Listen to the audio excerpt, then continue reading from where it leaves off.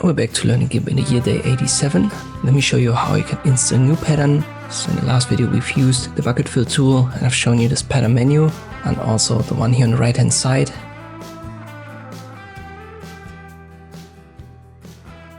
You can open it by clicking right there. Or you can go to Windows, talk about dialogues, and let me search a little bit. Right here, somewhat in the middle, there you can find it. This will only show you the inbuilt pattern. You can obviously also install them, like you can install fonts.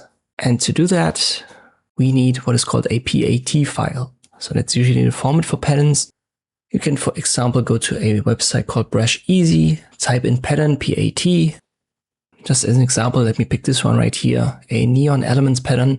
Obviously, when you use it for commercial purposes, check the license. Not all of them are freely available for commercial use. Or when you've got one that you want to use, click on download here, wait a little bit. It's a zip folder, so once it's downloaded, you need to extract it first. Now we've got it, let me extract all. And you've got the extracted folder, and then search for the PAT file. So usually it's a PAT file, just a single one, and a couple of JPEGs. So these images, they show you the pattern basically as a preview, but what you need is the PAT file. So now where do we need to put it? Let's get back to Gimp. We need to go to Edit and then to Preferences. Scroll down until you can find the folders and open a drop-down. And then you have to scroll until you can find Patterns. And here there should be two options by default. Select the one with the left click that is writable, and then use this option right there. So the last icon on the top right. And this opens the folder where all of your patterns are stored.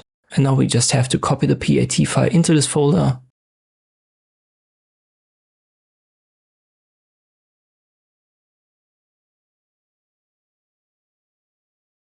And then refresh right there, the pattern menu. And now we can already see these neon options. So this is the way to do it.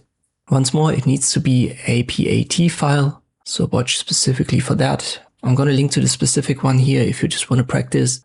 But once more on Brush Easy, you can find quite a lot. And then go to Edit, Preferences, Folders, Patterns. And by right clicking here for the writable folder on this icon, your location will open. And this is how you can install a new pattern in Gimp. I hope this video was helpful. Thank you for watching and I'll see you next time.